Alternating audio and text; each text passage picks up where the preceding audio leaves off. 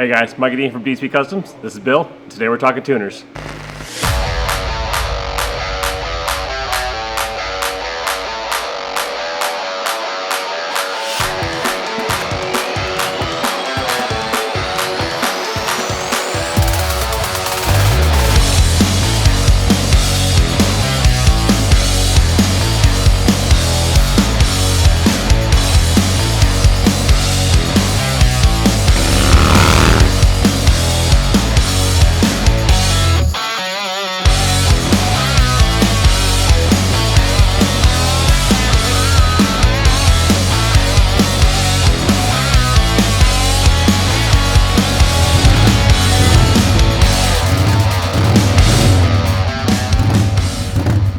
Okay, so today we're talking tuners. So we got our Challenger here and we're planning on doing a tuner because we did some changes and we want to make sure we're getting the most out of the intake and the exhaust that we're going to be doing for the bike.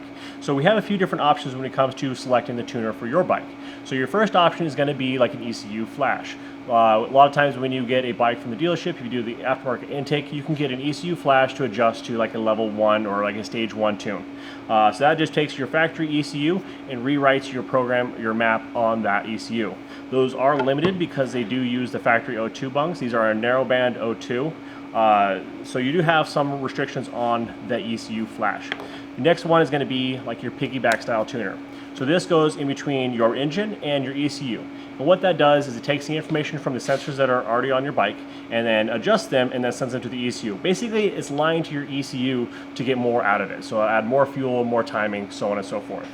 So now if you're going to go farther on the extreme, we're going to go something like a Thundermax.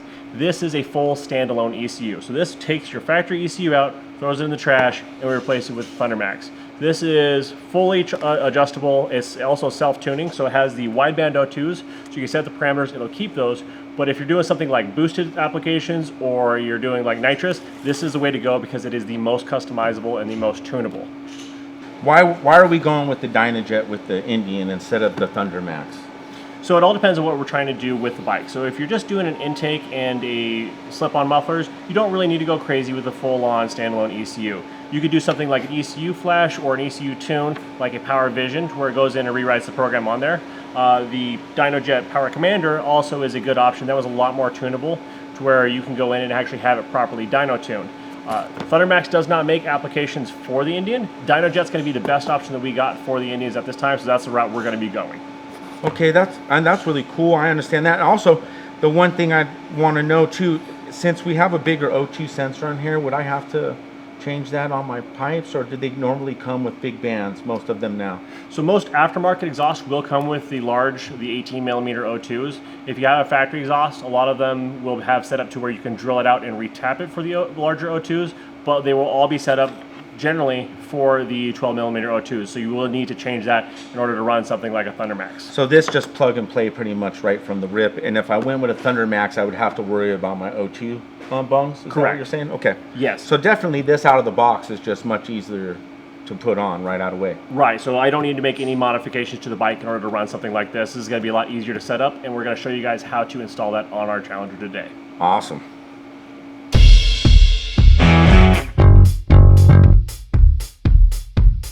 All right, Mike, and now that I've chosen my tuner and we got the Dynajet, I really don't know where to start at. So if you could show me kind of like where we start at with the process of installing this would be awesome. Sure. So basically we're going to unbox here. First thing you're going to do is any self-respecting man, you're going to take the instructions, throw them away, and then pull out YouTube. All right then. What's up guys? Michael Dean here with DSP Customs. Okay, so now that we got that out of the way, so what we have here is the piggyback system. You're going to have the programmer here, and how this works is you have an input and an output. So it goes into your factory harness here and then comes out. And then it's going to have that on multiple sensors as well as injectors, and then you're going to have a ground for the unit itself. So anytime you're doing electrical, the first thing you're going to want to do is disconnect the battery.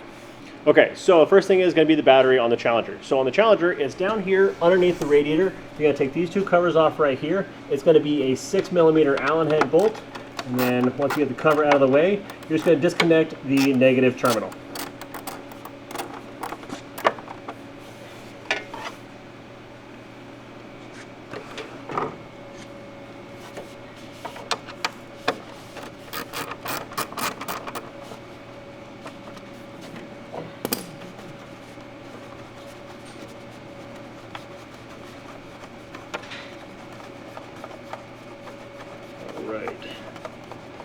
Sometimes a good old-fashioned hand job is the only way to do it.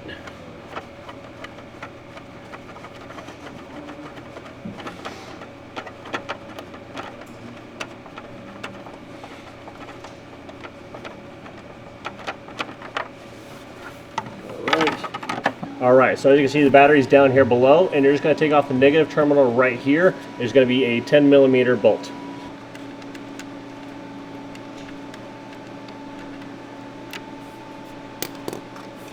And then make sure it's fully off, so that way you're not arcing and sparking. Okay, so now we need to get underneath the seat and the tank. So we got to get some stuff out of the way. So first off is going to be your Dean Speed sissy bar. So this is going to be the quick detach. You're going to lift the locking mechanism here, push it forward, and then pull it back. Gosh, how nice is that setup, right? Easy. Oh, it's amazing. Cool. All right, so to get underneath the seat, you're first going to take off these plastic side covers. These just pull right off. They're just push pin style. Billy, want to take yours off? Yeah. And you're going to see this bolt right here.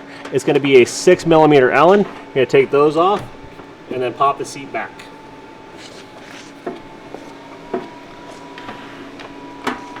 I just can't get it on there. Just pull. All right. You're going to take it all the way out. And then your side. Alright, so the seat has a tongue here and a post there. So to get the seat off, knock it back a little bit, comes right off. Okay, thank you. I'll set that on the shelf. Yeah. So we have access to under here now. So next we're going to get underneath the tank. Okay, so now that we got the seat out of the way, now we're going to get the tank out of the way as well. So you can actually access your fuel pump and all of your sensors under here with this single bolt. It's going to be a 5mm. So easy here. Sorry, 4mm. Go ahead. Pop this guy out. And then it slides forward just like the seat. And then there's a pin up there. Just get it off to the side. And then it comes right out. Alright, so now we have access to all the connectors for your fuel lines and fuel pump. So these are all just quick connects. So to get these off, you're just going to press this little tab here and then pull. Comes right off like that. And then same thing with the larger ones. Just pull that tab off. And then the more difficult one is going to be your fuel line. If you see right here, you have these two white tabs. You're going to squeeze those into each other and then you'll be able to pull it up. So. And that is your fuel line. And then the last one is going to be the vacuum line, or your vent for the tank. Comes right off there. And then you just get them out of the holders. And then the tank is free to come loose now. So we're going to take these two bolts out right here. And then the tank will slide back, and we take the whole thing off and have full access to it without restriction. So these are going to be 6mm as well. Make sure not to lose these rubber grommets. They will fall on you and you'll get crazy vibrations, or it won't mount properly if you don't have them. And everything on here should be Loctited from the factory. We do recommend putting Loctite back on it when you're putting it together because anything on a motorcycle, you either want Loctite or anti-seize. What color Loctite do you use and recommend for that, Micah? You don't want to use blue. Red's way overkill. Green, you'll never get it off again. Okay. It's always a good question I see on forums. What kind of color Loctite is the correct Loctite? Right. Okay. So yeah, a lot of the stuff on the Indians is either cast aluminum or cast steel. If you have red Loctite with cast aluminum, it'll just pull the threads right out. It'll just rip it out with the bolt. So you don't ever want to use red on cast aluminum. All right, now to get the tank off, you just got to come back, and then it should be able to come off with one little connector down here as well. Hold on, let me see it first. I want to pause. All right, so under here, there's going to be a little harness tidy that is zip tied to the lines. So it's going to clip the zip tie, and we're going to replace that when we put it all back together. All right.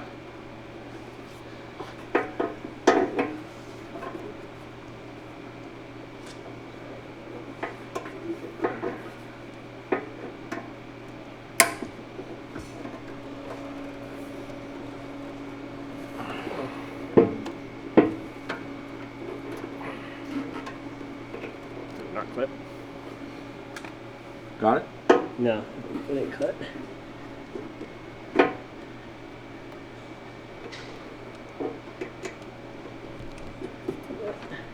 It's a pain in the ass to get to.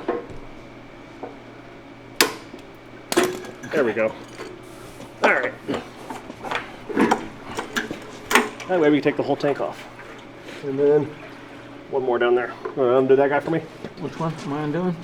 This? Yeah. Hold on. That zip tie off there. There you go. And then undo the line.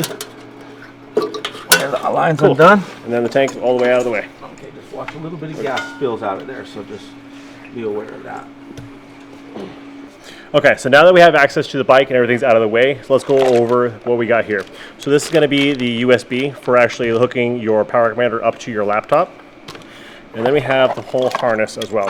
So this is the actual programmer here. So this is what's going to go to your bike, and we're actually going to mount that on the bike.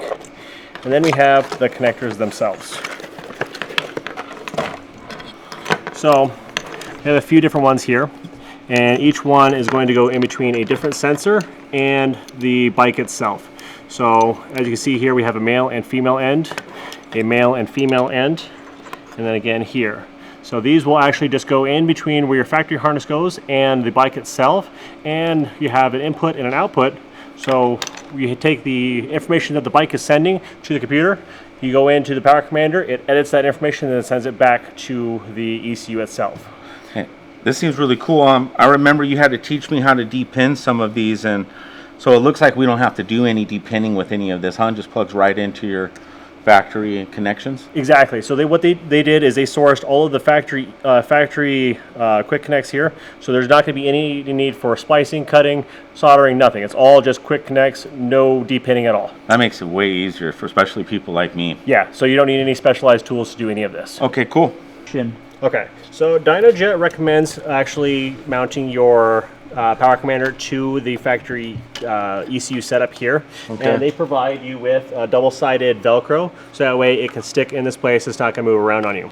We do recommend that you kind of do a dry run and set the harness where it needs to go first, so that way it kind of gives you an idea where you need to be working at. So doing that, we kind of see that this cover kind of gets on our way, so we're going to pop this guy off real quick too. All right. Do you see all that frame? Let's get that up.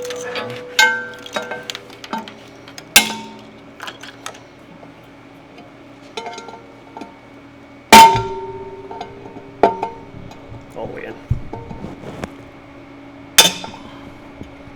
Them suckers are on there, ain't I they? get it balls deep, man. They'll just slip it right out. Jeez. What about for us old guys, man? Gotta get some of you youngsters to do this for us, you know? I won't be able to get back up after this. I'll learn one way or the other. You're right. It's never too late. Yeah. You can't teach an old Just dog because new you're tricks. younger doesn't mean you can't know more, my guy. You know?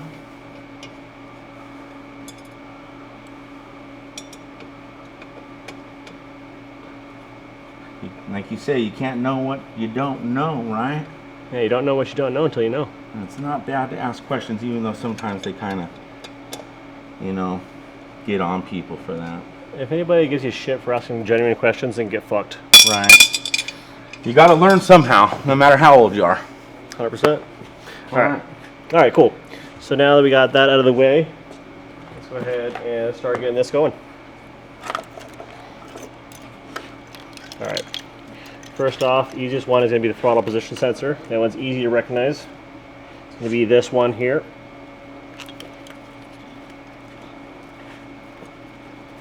And then you just take that, plug in the power commander in between it. There we go. Like that. And this goes in right there like that. And as you can see, it's the same connector, it just goes in between. What about tucking this in there? Is there, you tuck all that after you kind of get everything Yeah, ran? once we get everything kind of where we want it to be, then we go through and then do our cable management and clean it all up. So leaves a little slack just in case you need to move the wires around. Exactly. All right, that makes sense. So next we have our injectors. Okay. So that's going to be these guys up underneath here, and then you just kind of put these in between. And how do you identify which one goes to which one from that? From the male and female Right. connection? So yeah. So a lot of times what they do is they make it to where only one connector will work for one thing. They don't put similar connectors next to each other. Okay. for this exact reason. It kind of eliminates the option for putting the wrong thing in the wrong spot. That helps people like me a lot. Yeah, you don't want to stick it in the wrong hole, you can cause problems. Is there such a thing? Yes. Oh, sorry. Again, people like me don't know that. Looks like it's a pain to get to, huh? Yeah, it is a pain in the ass.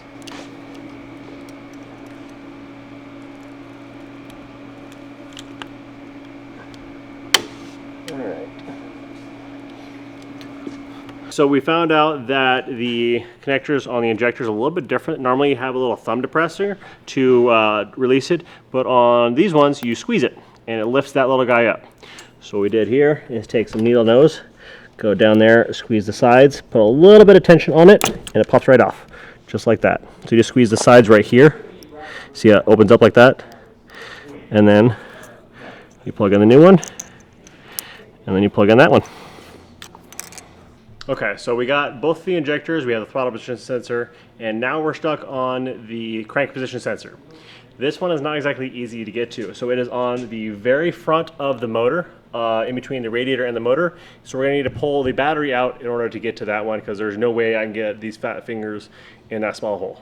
Okay, so in order to get the battery out, so we have this plastic retainer right here. That also holds the front plastic cover. So once we get this bolt out, we should be able to unbolt the positive terminal, pull the whole thing out, and they'll be able to have access to that connector through this opening right here.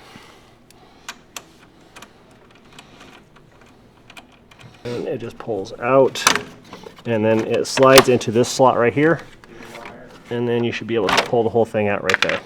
And then now we just undo the positive terminal, and the whole battery should be able to be removed from there. All right, this is also why you do the negative terminal first. So that way, if I'm on the positive terminal and I bump into something, it's not gonna start arcing and sparking where I don't want it to do that. So now we got that going. Should be able to get the bolt out and pull the whole battery.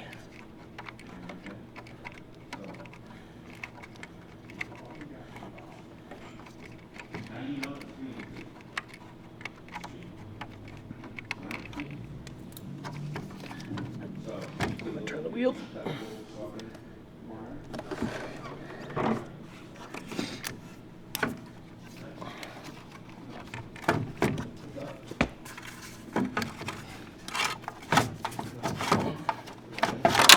There we go. All right, so you can see from my finger right down here, this one's a pain in the ass to get to. So, but they made the connector a bit easier, so it's got the big wire on there. So you're just gonna depress the wire and then slide it back. So that way to get the connector out of there. And then there's the connector right there. That's the one you're gonna try and get out. This one is a son of a bitch to get to. All right. All right, so now we're gonna have to route this away from the exhaust so that we don't burn up the harness, and we're gonna run it on the inside of the frame right here. There's a channel, so that way it's tucked away and it's not gonna get caught on anything or burned up. And then we just gotta run these down to that one connector we just undid, and then just put this in between it, just like we did the injectors as well as the throttle position sensor. Like, these ones are fucking cake. So keep this.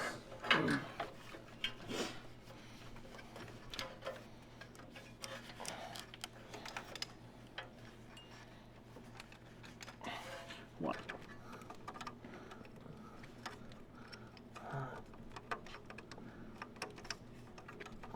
Okay, so we got the crank position sensor. Just a forewarning, that one is a pain in the ass. All we got left is we got to hook up this ground right here and then mount our dyno jet. So what dyno jet does is they give you double-sided tape with Velcro, so that way you can mount your power commander and keep it in place without it wandering all over the place underneath your bike as you're riding it. Easy stuff. You just peel it back, stick one half on the back of the unit, and then stick the other half on the bike. Make sure you clean the surface first and stick it on there. And that way it's removable, but it sticks.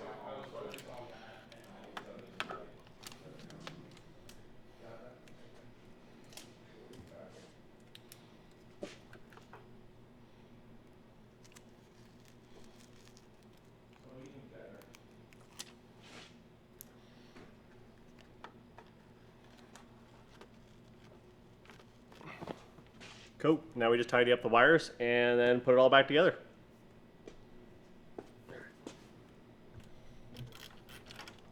Mention what you're doing here real quick. All right, so right now we're just going to take off the bolt right here for the ground. They do give you an eyelet for the ground right here, so that way you want to make sure you have a good positive ground. I would prefer to mount it directly to the frame, so where you see the raw aluminum there, because you want a good positive ground.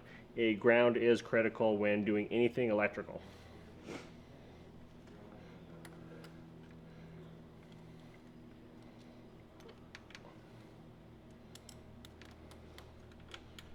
You can be chasing down a bad ground for months and have no idea why, because everything's connected, but for some reason it doesn't have a good connection.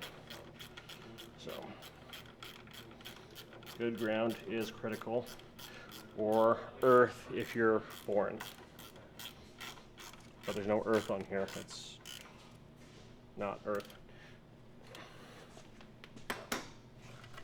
DynoJet's nice enough to supply you with some zip ties or cable ties, or whatever you want to call them. So that way we can keep everything nice and tidy, and that way it's not going to be pinched when we put everything back together. I like to run everything in the same area as the factory harness, because we know the factory harness doesn't get pinched. So if you follow the same route, yours won't get pinched either.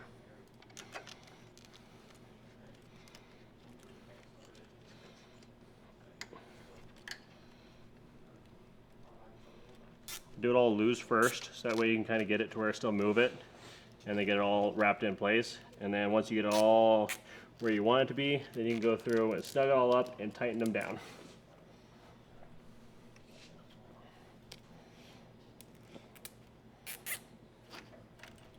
So you see we got the slack, we can put it where we need it to be, and then tighten it all up.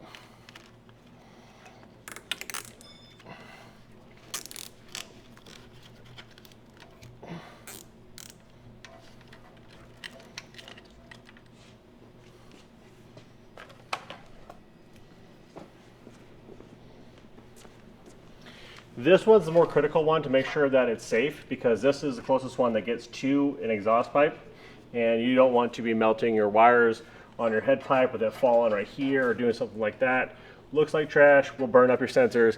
That one was a motherfucker to get to, and I don't want to do it again.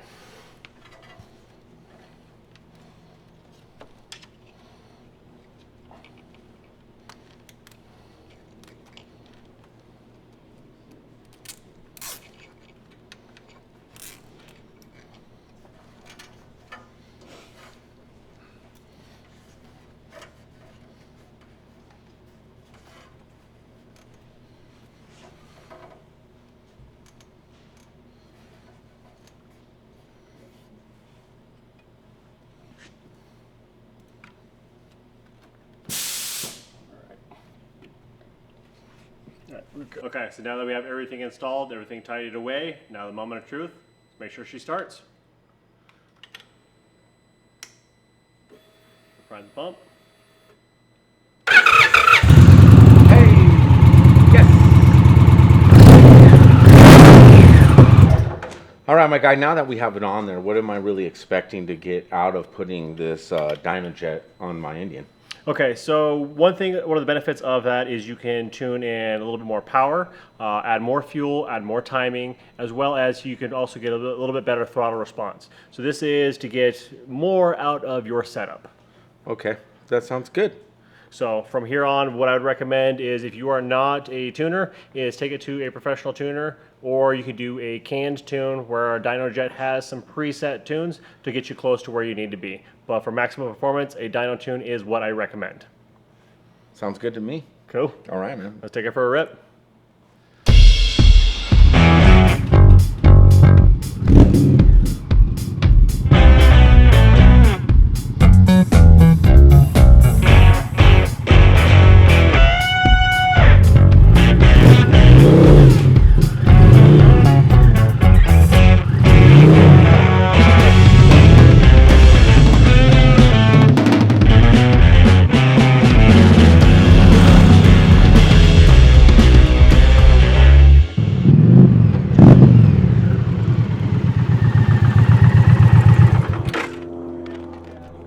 So right out of the box, she rips. Super excited about that. Can't wait to get on the dyno. So till next time, keep that shiny side up.